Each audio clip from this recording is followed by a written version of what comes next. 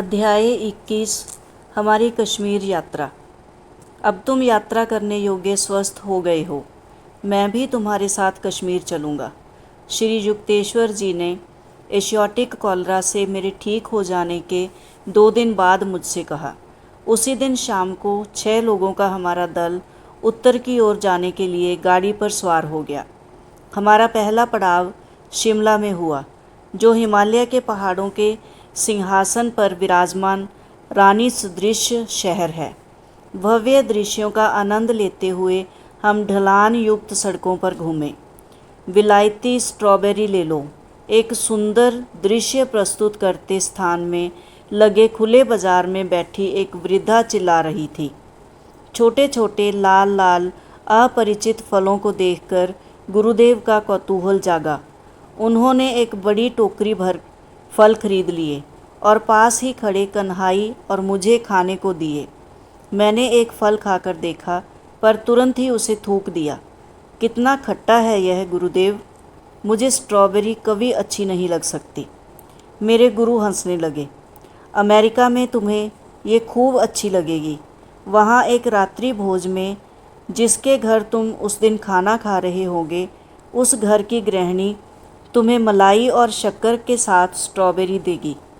जब वह कांटे से स्ट्रॉबेरियों को कुचल कर तुम्हें देगी, तब तुम उन्हें खाकर देखोगे और कहोगे, कितनी स्वादिष्ट स्ट्रॉबेरी। तब तुम्हें शिमला में आज का यह दिन याद आएगा। श्री युक्तेश्वर जी की यह भविष्यवाणी मेरे दिमाग से पूरी तरह निकल गई थी, परंतु कई वर्षों बाद मेरे अमेरिका जाने के शीघ्र ही पश्चात फिर याद आ गई। मैसाचुसेट्स प्रांत के वेस्ट सोमरविल नगर में श्रीमती एलिस टी हैसी के घर में एक रात्रि भोज पर मैं निमंत्रित था। भोजन के अंत में जब स्ट्रॉबेरी टेबल पर लाकर रखी गई, तो श्रीमती हैसे ने एक कांटा उठाकर उससे मेरे सामने रखी गई स्ट्रॉबेरियों को अच्छी तरह कुचल दिया और उसमें मलाई एवं शक्कर डाल दी। यह फल कुछ अधिक ही खट्टा होता है। मुझे लगता है आपको इसे इस तरह खाना पसंद आएगा, उन्होंने कहा। मैंने थोड़ा सा उठाकर मुंह में डाला। कितनी स्वादिष्ट स्ट्रॉबेरी, मेरे मुंह से अनायास ही निकल पड़ा। उसी क्षण स्मृति की अथाह गुफा से शिमला में की गई मेरे गुरुदेव की भविष्यवाणी मानस पटल पर उभर आई। यह ध्यान में आते ही मैं नितांत आदर और विस्मय से विभोर हो उठा कि बहुत पहले ही उनके ईश्वर लीन मन ने भविष्य के ईथर में विचरण करने वाले प्रारब्धीय घटनाक्रम को देख लिया था। हम लोग शीघ्र ही शिमला छोड़ रावलपिंडी जाने के लिए गाड़ी में बैठ गए। वहाँ से कश्मीर की राजधानी श्रीनगर तक की 7 दिन की यात्रा के लिए हमने 2 घोड़ों द्वारा खींची जाने वाली एक बड़ी बग्घी किराए पर ली, जो चारों ओर से बंद थी और उस पर छत भी थी। हमारी इस उत्तर की ओर यात्रा में दूसरे दिन से हिमालय की सच्ची विस्तीर्णता दृष्टिगोचर होने लगी। जैसे जैसे हमारी बग्घी के लोहे के पहिए गर्म पथरीले मार्गों पर घड़-घड़ करते आगे बढ़ रहे थे, वैसे वैसे पर्वत शोभा के बदलते सुंदर दृश्यों को देखकर हम मुग्ध हो रहे थे। गुरुदेव, आडी ने कहा, आपकी पवित्र संगत में इन वैभवशाली दृश्यों का बहुत आनंद आ रहा है। आडी के मुंह से सराहना के ये उद्गार मुझे बड़े सुखद लगे, क्योंकि इस यात्रा में मैं संयोजक की भूमिका निभा रहा था। श्री युक्तेश्वर जी ने मेरे मन के भाव को पढ़ लिया और मेरी ओर मुड़कर फुसफुसाते स्वर में बोले, मिथ्या आत्म प्रशंसा मत करो। आडी को इन दृश्यों से उतना आनंद नहीं आ रहा है जितना सिगरेट पीने के लिए पर्याप्त समय तक हमसे दूर हो सकने की संभावना से आ रहा है। मुझे अच्छा नहीं लगा। मैंने धीमे स्वर में कहा, गुरुदेव, इन अप्रिय शब्दों से अब कृपया रंग में भंग मत डालिए। मुझे विश्वास नहीं होता कि आडी सिगरेट पीने के लिए बेचैन हो रहा है, पर गुरुदेव कभी ऐसी बातों से दबते नहीं थे, अतः मैंने आशंका से उनकी ओर देखा। ठीक है, मैं आडी को कुछ नहीं कहूँगा, गुरुदेव ने हंसते हुए कहा, परंतु तुम शीघ्र ही देखोगे कि जैसे ही बग्घी रुकेगी, वह उस अवसर का लाभ उठाने के लिए कितना तत्पर होगा। बग्गी एक छोटी सराय पर पहुंच गई। घोड़ों को पानी पिलाने के लिए ले ही जाया जा रहा था कि आडी ने पूछा, गुरुदेव, ज़रा ताज़ी हवा खाने के लिए मैं थोड़ी देर बाहर कोचवान के साथ बैठूं तो आप बुरा तो नहीं मानेंगे? श्री युक्तेश्वर जी ने अनुमति तो दे दी, पर मुझसे कहा, उसे ताज़ा धुआं चाहिए, ताज़ी हवा नहीं। बग्गी फिर धूल भरी सड़क पर आवाज़ करते हुए चलने लगी। गुरुदेव की आंखों में हंसी की चमक आ गई थी। मुझसे उन्होंने कहा, बग्गी के दरवाजे से ज़रा अपनी गर्दन बाहर निकालो और देखो आडी कैसी हवा खा रहा है। मैंने गर्दन बाहर निकाली और यह देखकर स्तंभित रह गया कि आडी मुंह से सिगरेट के धुएं के छल्ले छोड़ रहा था। मैंने अपनी हार मानकर गुरुदेव की ओर देखा। हमेशा की तरह आप ही की बात सच निकली गुरुदेव। आडी प्रकृति के दृश्यों के साथ साथ सिगरेट का भी मज़ा ले रहा है। मैंने अनुमान लगाया कि आडी को कोचवान से सिगरेट मिली होगी, क्योंकि इतना तो मैं जानता था कि उसने कोलकाता से कोई भी सिगरेट साथ नहीं ली थी। नदियों, घाटियों, कगार पर बैठी बड़ी बड़ी शिलाओं और अनेकानेक पर्वतमालाओं के मनोरम दृश्यों का आनंद उठाते हुए हम घुमावदार रास्ते पर आगे बढ़ रहे थे। हर रात को हम किसी ग्रामीण सराय में ठहरकर अपना खाना बनाते। श्री युक्तेश्वर जी मेरे पथ्य का विशेष ध्यान रखते और प्रत्येक भोजन में नींबू का रस अवश्य दिलाते। मुझ में अभी भी कमज़ोरी थी, पर प्रतिदिन उसमें सुधार हो रहा था। हालांकि गड़गड़ाहट करते चलने वाली यह बग्गी उसमें बैठने वालों को सभी ओर से तकलीफ़ देने का विशेष ध्यान रखकर ही बनाई गई थी।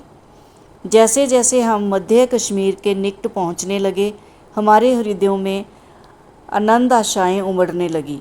कश्मीर कमल पुष्पों से भरे सरोवरों की, तैरते उद्यानों की, सुसज्जित शिकारों की, बहुसेतु शोभित झेलम नदी की, पुष्पों से युक्त हरियाली की स्वर्ग भूमि, और उस पर यह चारों ओर से हिमालय से घिरा हुआ।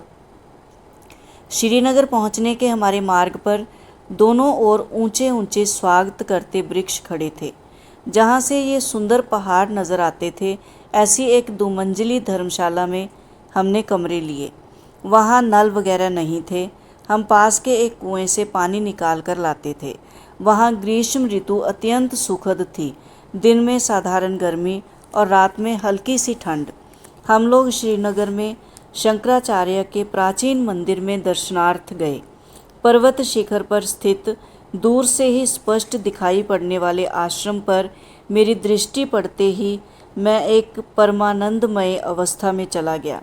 उस अवस्था में एक सुदूर देश में एक पहाड़ी के शिखर पर एक भवन दिखाई देने लगा।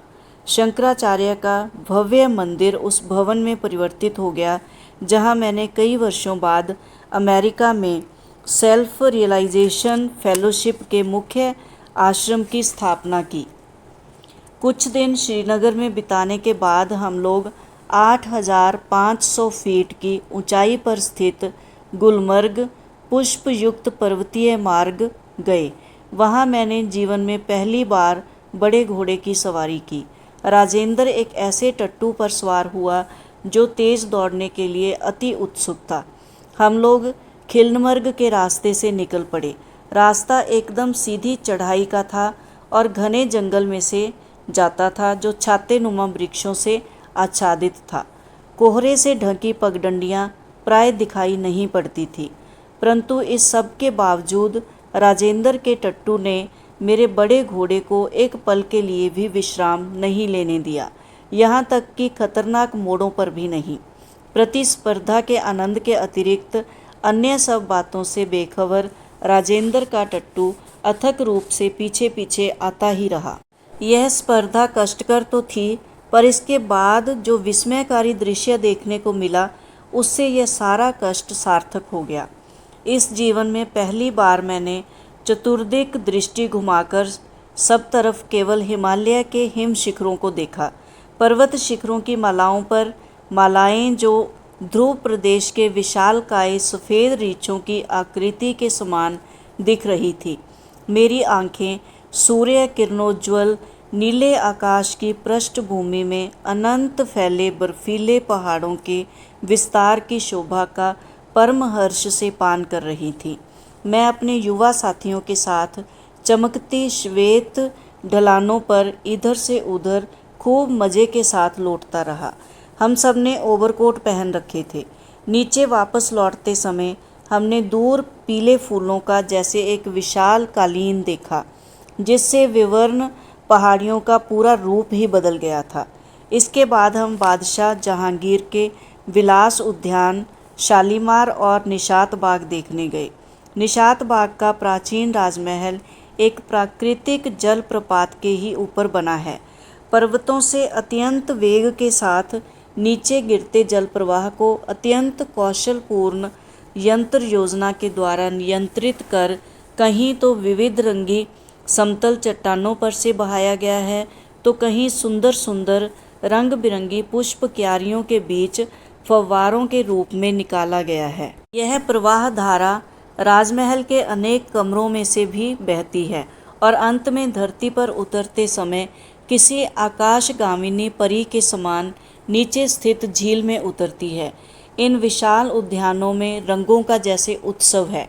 गुलाब, चमेली, lily, snapdragon, pansy, lavender, poppy, चिनार, स्रो और चेरी की सुडौल पंक्तियों से पन्ने सा एक हरा वृत्त बन गया था, जिसके पार हिमालय की उच्च ढल श्रृंखला आकाश को छू रही थी। तथा कथित कश्मीरी अंगूर कोलकाता में मुश्किल से ही मिल सकने वाला और महंगा परंतु अत्यंत स्वादिष्ट फल माना जाता है। राजेंद्र रास्ते भर कश्मीर में भरपेट अंगूर खाने की चर्चा करता आ रहा था, परंतु कश्मीर में अंगूर का कोई बड़ा बाग देखने में न आने से उसे घोर निराशा हुई। उसकी निराधार अपेक्षा के लिए मैं उसे यदा कदा चिढ़ाया करता। ओह, मेरा पेट अंगूर से इतना भर गया है कि मुझसे चला नहीं जाता, मैं कहता। इन अदृश्य अंगूरों की मेरे पेट में मध्य भी बन रही है। बाद में हमने सुना कि मीठे अंगूर कश्मीर के पश्चिम में काबुल में होते हैं। हम पिस्ता मिश्रित रबड़ी की आइसक्रीम पर ही तसल्ली कर लेते। लाल कशीदाकारी किए हुए छत्र वाले शिकारों में बैठकर हम पानी में मकड़ी जाल के समान लगने वाले अनेकानेक नहरों के जाल से बने डल सरोवर में अनेक बार घूमे। यहाँ लट्ठों और मिट्टी की सहायता से बने अनेक तैरते उद्यान दिखाई देते हैं। वस्तुतः प्रथम दृष्टि में दूर दूर तक फैले हुए पानी के बीच साग, सब्जियों और तरबूजों की फसल का दृश्य ही इतना विसंगत लगता है कि कोई भी आश्चर्यचकित हुए बिना नहीं रहता। भूमि से बंधे रहना पसंद न करने के कारण किसान अपने चौरस खेत को उस बहुशाखा प्रशाखा युक्त झील में नाव से रस्सी के सहारे एक जगह से दूसरी जगह खींचकर ले जाते हुए कभी कभी दिखाई देते हैं। इस सीढ़ीदार घाटी में पृथ्वी के हर प्रकार के सौंदर्य का सार दृष्टिगोचर होता है। कश्मीर रूपी सुंदरी ने पर्वतों का मुकुट पहना है, गले में झीलों की माला और पाँवों में पुष्प पादुकाएं पहने हैं। बाद में वर्षों में अनेक देशों की यात्रा करने के बाद मैं समझ गया कि कश्मीर को संसार का सर्वाधिक सुंदर प्रदेश क्यों कहा जाता है। स्विट्जरलैंड के आल्प्स पर्वत, स्कॉटलैंड की लॉच लोमंड झील तथा इंग्लैंड की अति सुंदर झीलों की कुछ झांकियाँ यहाँ मिल जाती हैं। कश्मीर की यात्रा पर आए अमेरिकी यात्रियों को यहाँ अलास्का के अकलुषित ऊबड़ खाबड़ सौंदर्य की और डेनवर के पास स्थित पाइक्स पीक की याद दिलाने वाला बहुत कुछ मिल जाएगा।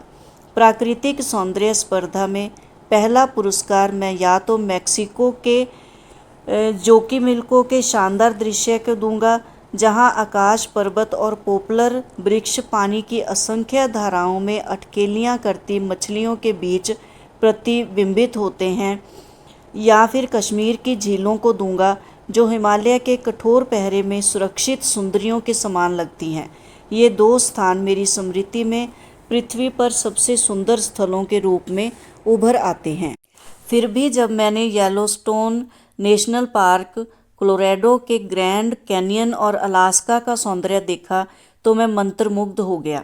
येलोस्टोन पार्क पृथ्वी पर शायद एकमेव प्रदेश है जहां घड़ी की सी नियमितता से गर्म जल के फव्वारे फूटकर हवा में ऊंचे उठते रहते हैं। इस ज्वालामुखीय क्षेत्र में प्रकृति ने आज भी आरंभिक सृष्टि का नमूना रख छोड़ा है।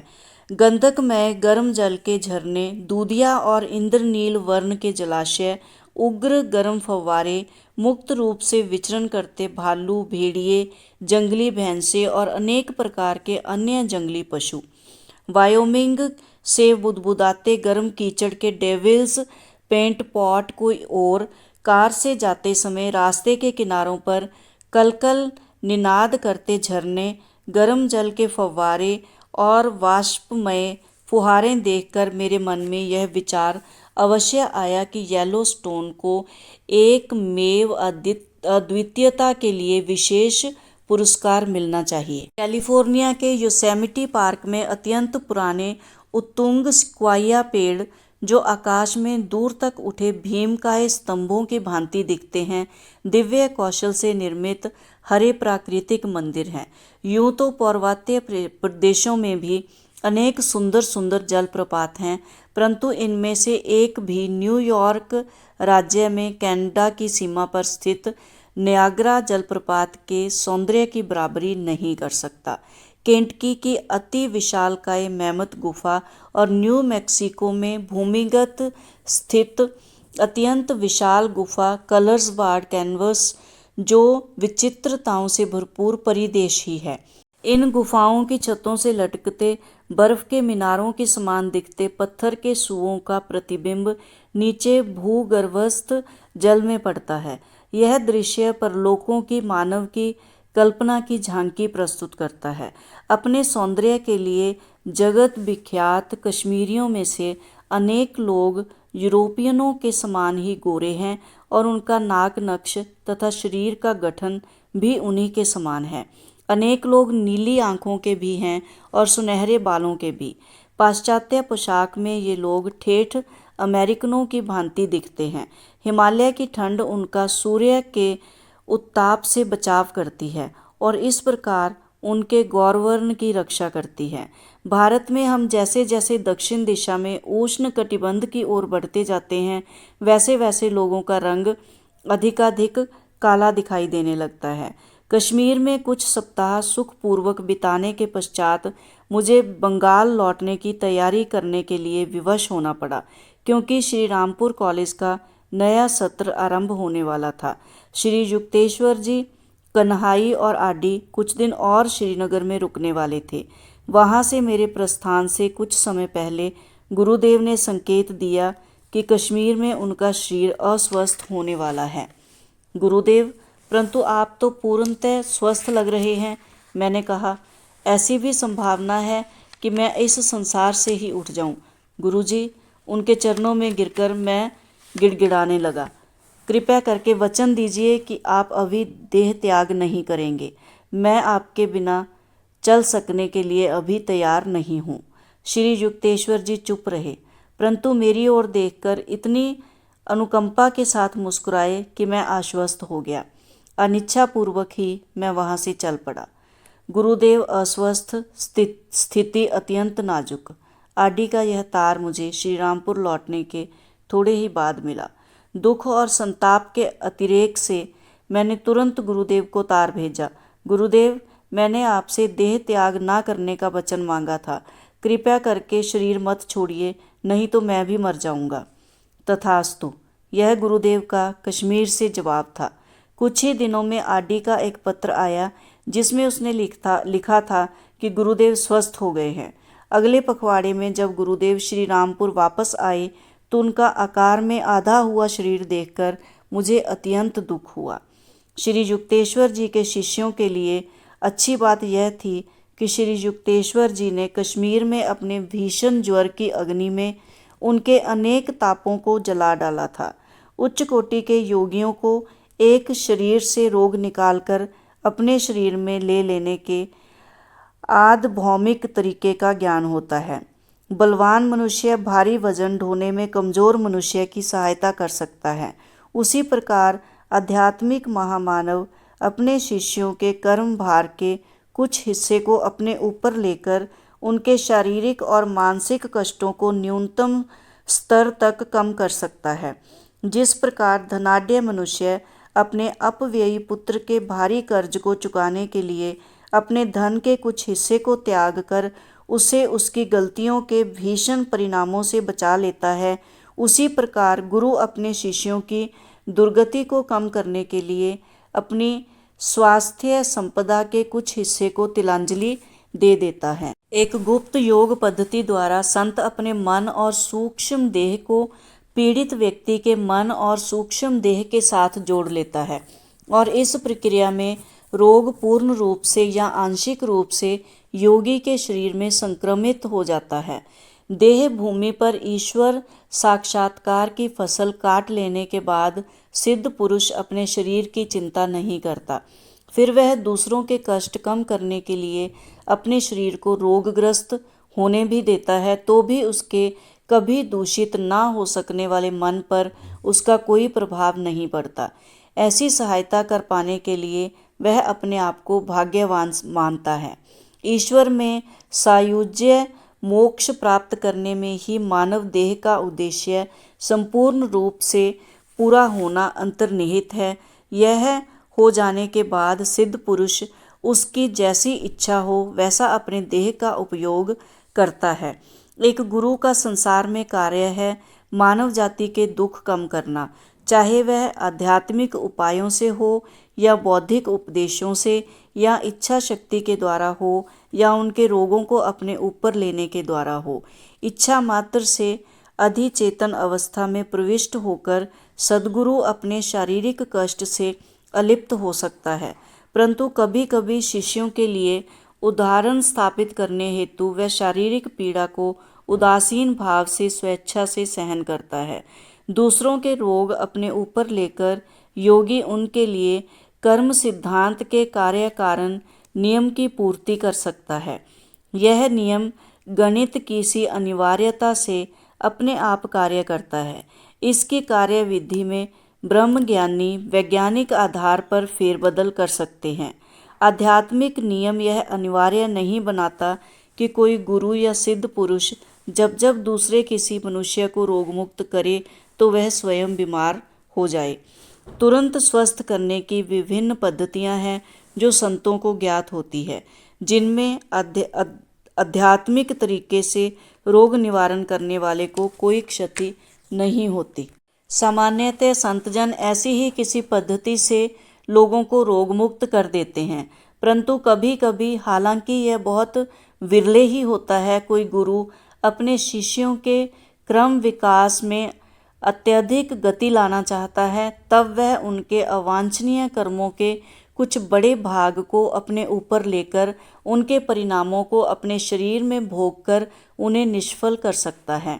ईसा मसीह ने पहले ही स्पष्ट संकेत दे दिया था कि उनका जीवन अनेकों के पापों का मूल्य चुकाने के लिए है।